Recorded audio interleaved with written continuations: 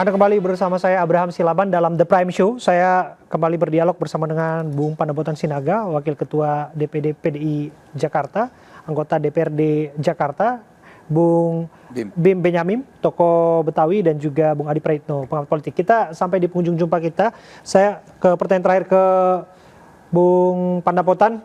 Apa yang akan dilakukan oleh Pak Pram disebutkan tidak mudah untuk berhadap-hadapan dengan koalisi yang lebih banyak jumlahnya. Ya, saya pikir kita kader PDI Perjuangan siap untuk mendukung habis-habisan terhadap Mas Pram sama Bang Rano Karno, karena kita udah terbiasa menghadapi di lapangan. Dan kita harapkan Pak Pramono dengan waktunya yang singkat ini akan kita dorong terus untuk turun ke bawah, menemui semua warga dan membangun dengan komunitas-komunitas untuk supaya menunjukkan bahwa dia siap untuk memperbaiki Jakarta ke depan. Apalagi Jakarta tidak sebagai ibu kota negara lagi. Harapan kita nanti dengan misi visi yang sudah disahkan di DPRD akan kita tindak lanjuti dengan bekerja turun ke bawah. Apa sih yang ditawarkan oleh Pak Pramono? Kalau di visi misi kan visi misinya kan udah tersaji pada saat kita di rapat paripurna kemarin. Mungkin kita akan menjalankan itu. Dan saya pikir visi misi PDI Perjuangan selalu bagaimana meningkatkan tingkat hidup masyarakat Jakarta dan memperbaiki semua sarana dan prasarana yang layak sebagai kota global. Bung Adi Praitno, akan seperti apa kontestasinya akan bergulir? Ada yang istimewa tidak yang akan ditawarkan oleh masing-masing pasangan calon ini untuk ibu kota Jakarta? Ya, saya sebenarnya belum ada penegasan dari masing-masing calon apa yang akan mereka lakukan kalau terpilih jadi gubernur.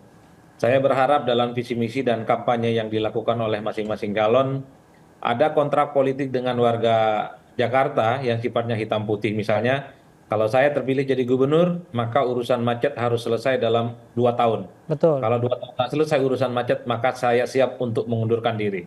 Nah, saya kira komitmen semacam itu perlu disampaikan oleh calon gubernur yang ada di Jakarta. Karena kalau hanya sebatas visi misi kampanye politik, ini kan normatif dan tidak bisa ditagih, sehingga komitmen saat kampanye itu ya hanya semacam angin lalu yang sebenarnya tidak bisa dibuktikan dalam eksplanasinya.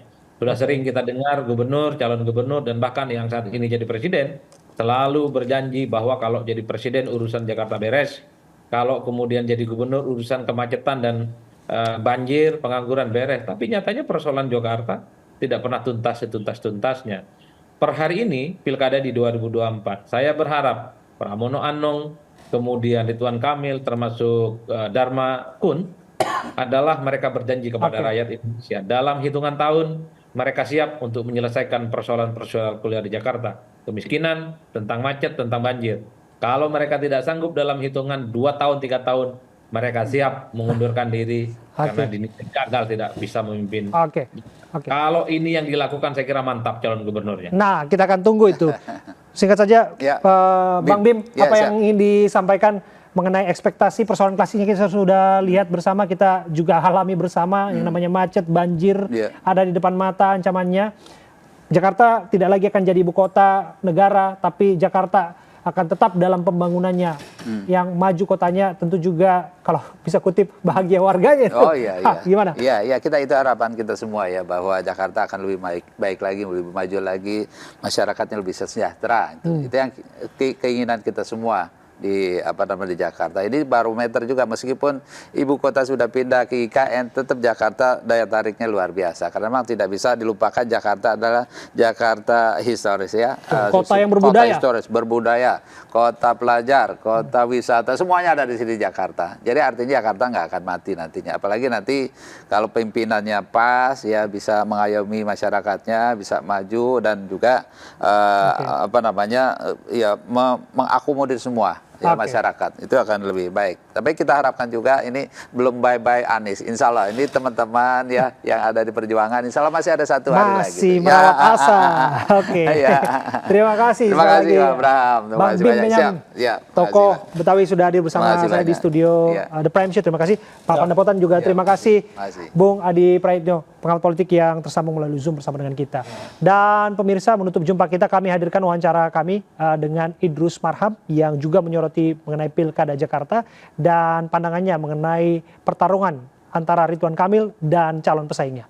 Informasi ini menutup jumpa kita. Saya Abraham Silaban pamit. Terima kasih. Sampai jumpa.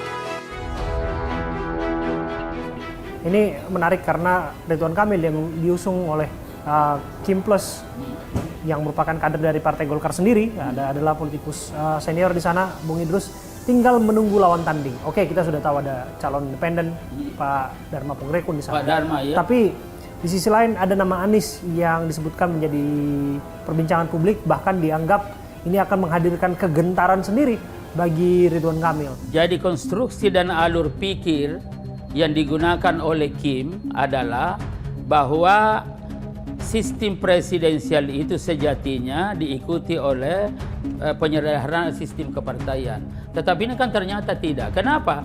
Karena kita ingin dalam rangka untuk menjamin kesuksesan kepemimpinan Prabowo Gibran di tingkat pusat, maka sejatinya ya seluruh pilkada ini atau sebagian besar pilkada harus dimenangkan oleh Kim, Koalisi Indonesia Maju. Lalu kemudian setelah dilakukan rapat di Kim, maka keluarlah nama RK, bahwa hanya RK lah yang diproyeksikan yang bisa kompetitif dengan Anies. Bahkan apabila kita melakukan ikhtiar keras, ya bekerja keras, berpikir cerdas dan bermain taktis, kita punya keyakinan RK bisa memenangkan pertarungan politik Pilgub DKI Jakarta, termasuk bisa mengalahkan Anies. Kita melihat PDIP mendorong nama saat ini Pramono Anung dan Rano Karno. Bagaimana Ridwan Kamil memandang ini? Bagaimana Kim Plus memandang ini? Saya kira pertama Rano Karno, saya kira tahu semua ya bahwa Rano Karno ini adalah tingkat pengetahuan masyarakat, pengenalan masyarakat sangat tinggi. Tetapi pengenalan masyarakat sangat tinggi belum pasti atau secara garis lurus itu pasti tak tentu linear dengan keterpilihan. Ya tidak, itu belum tidak. Ini mesti banyak dikenal, belum tentu dipilih. Nah, Mas Pram ini saya kira mungkin pertimbangannya itu karena selama ini kan selalu dampingi Pak Jokowi. Nah, tetapi ini kan nanti juga jadi persoalan karena Pak Jokowi pasti tidak bisa dipisahkan dengan Kim, karena inisiator ya juga lahirnya Kim ini tidak lepas daripada peranan Pak Jokowi. Apalagi di situ ada PSI, di situ sudah mendukung RK. Nah, ini juga tidak bisa dipisahkan di situ. Dan selama ini apalagi misalkan keterikatan Pak Jokowi dengan Pak Prabowo juga tidak bisa dilepas. Ya karena diikat oleh Kim juga, dan di Kim itu secara konseptual ada 3 konsep di situ. Ada keberlanjutan, ada Indonesia Maju, dan ada Indonesia Emas.